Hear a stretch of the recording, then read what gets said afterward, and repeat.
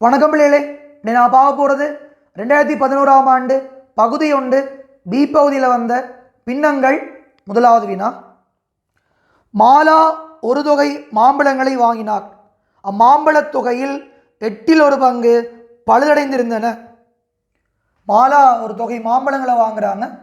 அவங்க வாங்கின பழங்களில் 8ல் 1 பங்கு 8ல் 1 பங்கு பழுதடைந்திருக்குதான்.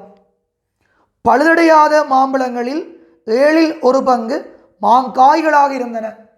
இந்த பழுதடையாத மீதி பங்குல 7ல் 1 பங்கு காய்களாக இருக்குதான், அதாவது இன்னும் பழுக்கலை. அவர் எஞ்சிய பழுதடையாத பழுத்த மாம்பழங்களை விற்றார். இது பழுதடைந்த பங்கு, இது காய்களாக இருக்கிறது, அதாவது இன்னும் பழுக்காத பங்கு. எஞ்சிய இந்த பங்கு, அதாவது இந்த பங்கு பழுதடையவும் இல்லை, பழுத்துட்டு அந்த மாம்பழங்களை விற்க போறாரு. ரோமன் லக்கம் 1, பழுதடையாத மாம்பழங்களின் எண்ணிக்கை மாம்பழங்களின் மொத்த எண்ணிக்கையில் என்ன பின்னமாகும்? கவனிங்க எல்லாரும். 8ல் 1 பங்கு பழுதடைந்து போயிட்டது. பழுதடைந்த பங்கின் பகுதி எண் சார்பாக முழுமையாக சொன்னால் 8ல் 8 பங்கு. வாங்கிய மாம்பழ தொகை 8ல் 8 பங்கு. அதில் 8ல் 1 பங்கு பழுதடைந்து போயிட்டு, அப்போ பழுதடைந்த பழங்களை கழிக்க வேணும். 8க்கும் 8க்கும் போமசி 8. போமசியில் பகுதி எண் என்ன முறை என்று பார்த்து அந்த முறையால் தொகுதி எண்ணை பெருக்கணும். 8ல் 8 ஒரு முறை, ஓர் 8 8 கழித்தல் 8ல் 8 ஒரு முறை, ஓர் 1 1. 8ல் 1 கழிச்சா 7, கீழே 8. அப்போ பழுதடையாத மீதி பங்கு 8ல் 7 பங்கு.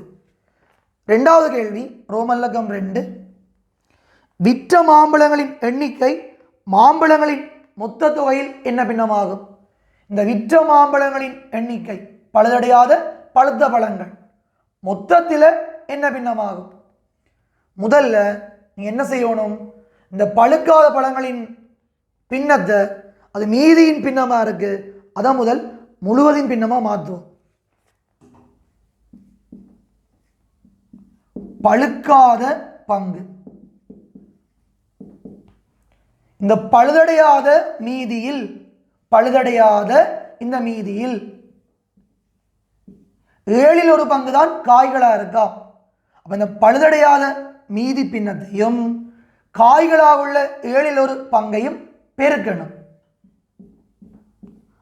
அப்போ ஒரு மீதியின் பின்னத்தை முழுவதையும் பின்னமாக்க இந்த மீதியையும் சொல்லப்பட்ட பின்னத்தையும் பெருக்கணும். கீழே மேலே, கீழையும் மேலையும் ஒரே மடங்கால வெட்டுங்க. 7 7 ஒரு முறை, 7 7 ஒரு முறை. இப்போ தொகுதியோட தொகுதியை பெருக்கணும், பகுதியோட பகுதியை பெருக்கணும். ஓர் 1 1, 8 1 8. அப்போ காய்களாக உள்ள பங்கு 8ல் 1. ஆனால் ரோமன் லக்கம் 2ல் கேட்டது பழுதடையாத பழுத்த பழங்களை தான் விற்கிறாங்க, அந்த விற்ற பங்கு தான் கேட்டிருக்கு. அப்போ என்ன செய்யணும், இப்போ பழுதடைந்த 8ல் 1 பங்கையும் பழுக்காத காய்களாக உள்ள 8ல் 1 பங்கையும் நான் கூட்டுறேன். 8க்கும் 8க்கும் போமசி 8. 8ல் 8 ஒரு முறை, ஓர் 1 1 கூட்டல் 8ல் 8 ஒரு முறை, ஓர் 1 1 1 1 2, கீழே 8. மேலையும் கீழையும் 2ஆல் சுருக்கலாம். 2ல் 2 ஒரு முறை, 8ல் 2 4 முறை. அப்போ பழுதடைந்ததும் பழுக்காததும் சேர்த்து மொத்தமாக 4ல் 1 பங்கு. பழுதடைந்ததும் பழுக்காததும் சேர்த்து மொத்தமாக 4ல் 1 பங்கு.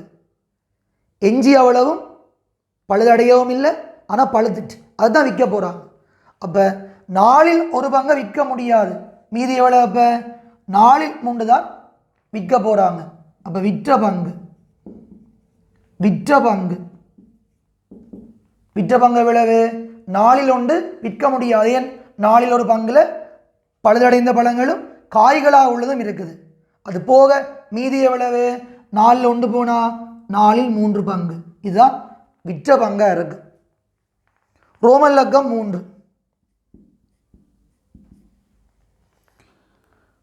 வாங்கிய மாம்பழ தொகையில் 400 மாம்பழங்கள் இருந்துச்சாம். மொத்தமாக. மாலா பழுதடையாத பழுத்த மாம்பழங்களை ₹1 விற்றால் அவர் மாம்பழங்களை விற்பதன் மூலம் பெற்ற பணத்தொகை யாது? ஆரம்பத்தில் 400 மாம்பழங்களை வாங்குறாங்க.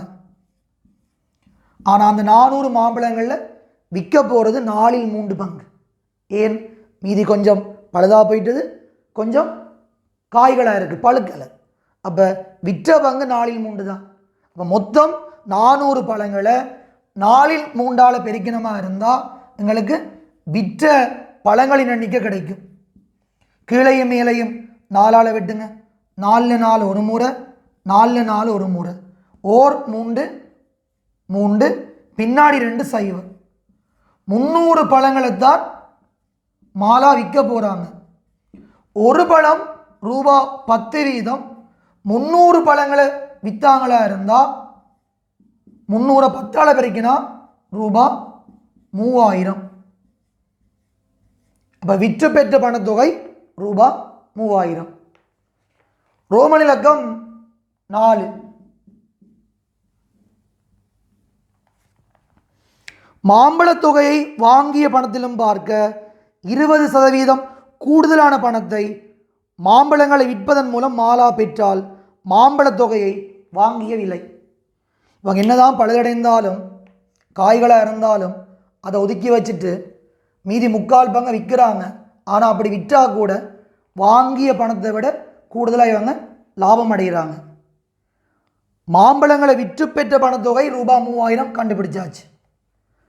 அந்த விற்று பெற்ற பணத்தொகை வாங்கிய பணத்தொகையை விட 20% கூடுதலாக இருக்கான். நான் என்ன செய்ய போகிறேன்டா, ஒழுங்காவதானிங்க. எப்பயுமே ஆரம்பத்தை வாங்கிய பணத்தொகையை 100% எடுங்க.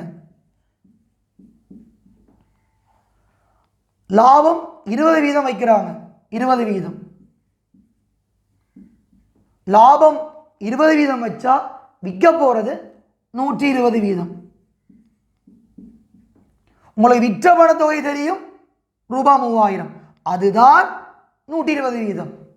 வாங்கிய பணத்தொகை ஆரம்பம் 100% இருக்கும். ஒப்பிடுங்க, விட கிடைக்கும். எப்படி?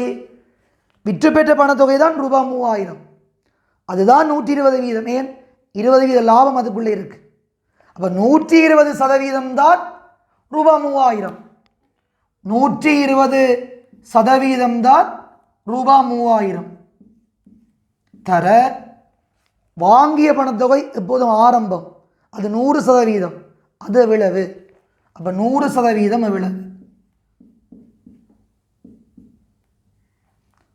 மேலே கீழே வெட்டுங்க.